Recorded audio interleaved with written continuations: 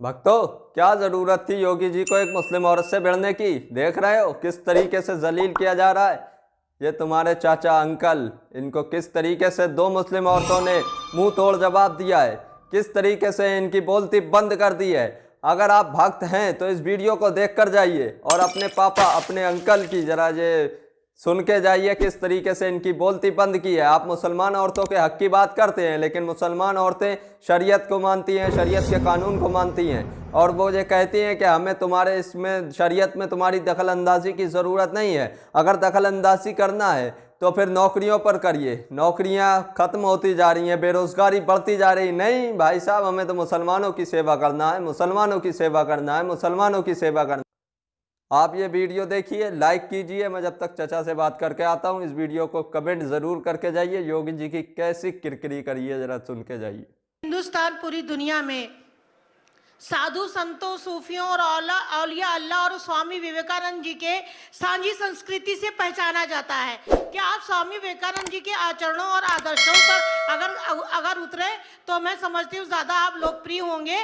और इस देश को कोई भी समुदाय, ना तालिबानी, ना उसामा और ना ही किसी पाकिस्तान का झंडा उठाता है। ये एक साजिश के तहत नफरत फैलाई जाती है। अगर इस देश में बहादुर शाह जफर और वीर अब्दुल हमीद और अशफाक उल्लाह और भगत सिंह और सुभाष चंद्र बोस जैसे लोगों की तरह से आपके विचार हो, तो हम समझते हैं कि सभी समुदाय के लोगों को देशभक्ति का सफाई नहीं देनी पड़ेगी।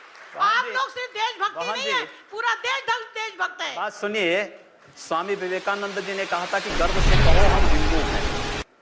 तो हम तो स्वामी विवेकानंद के ही उन वचनों को आत्मसात कर रहे हैं जो उन्होंने कहा कि गर्व से कहो हम हिंदू हैं। हम भी कहते हैं, हम गर्व से कहते हैं हम हिंदुस्तानी। और बस यही बोलिए ना, यही बोलिए, यही बोलिए।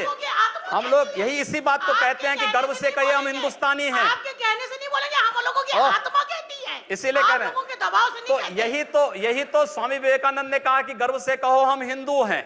और अगर वही बात मैं कह रहा हूं तो इसमें बुरा मानने की बात कौन सी है? योगी जी वो मुसलमान जो हिंदुस्तान में रुके बंटवारे के बाद 1947 के बाद, वो डेमोक्रेटिक सेटअप में रहना चाहते थे, वो नहीं रहना चाहते थे इस्लामी सेटअप में। और उन्हें अपने राष्ट्रवादी होने पर बहुत गर्व है।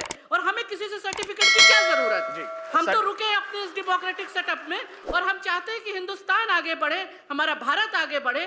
तो उसमें बांट के तो आप भारत को पीछे ले जाना चाहते हैं। आप बहन जी बहुत अच्छी बात कह रहे हैं, और मुस्लिम है अपने मौलाना और मौलियों को समझा पाते कि 3 तलाक के मुद्दे पर भी इस प्रकार का फतवा जारी करते बहुत अच्छा होता। मैं क्षमा चाहूंगी, मुस्लिम औरतों के तलाक का मुद्दा आपका मुद्दा नहीं है, ये हम लोगों का मुद्दा है, देश का मुद्दा है। आप पूरे देश की महिलाओं, देश का मुद्दा है। आप पूरे देश की महिलाओं के आरक्षण की बात करिए, उनको राज्यसभा में, विधानसभा में। अरे वो मिल ही जाएगा, विवेकानंद जी वो तो मिल ही जाएगा। मुझे दुख होता है कि लोग धर्म को व्यापार बना रखा है। जिस तरह व्यापारी अपने लाभ और हानि के लिए लड़ते हैं, इसी तरह धर्माचार अपने प्रचार के लिए लाभ और हानि में लड़ते हैं। ये जो है, ये व्यापार नहीं है। मुल्ला और मौलियों को समझाइए कि 3 तलाक के मुद्दे पर फतवा जारी करें और एक बड़ी मुस्लिम आबादी को न्याय दें। आप इस तरह के इश्यूज ना उठाइए मेहरबानी से। ये वो वक्त आ गया है कि आप देखें कि मुसलमान औरतों का क्या मुद्दा, मुसलमान खुद मर्द भी एजुकेशन में कितने पीछे है। ये बात उन दलों को समझानी चाहिए जो मुसलमानों को केवल आजादी के बाद वोट बैंक बना करके रख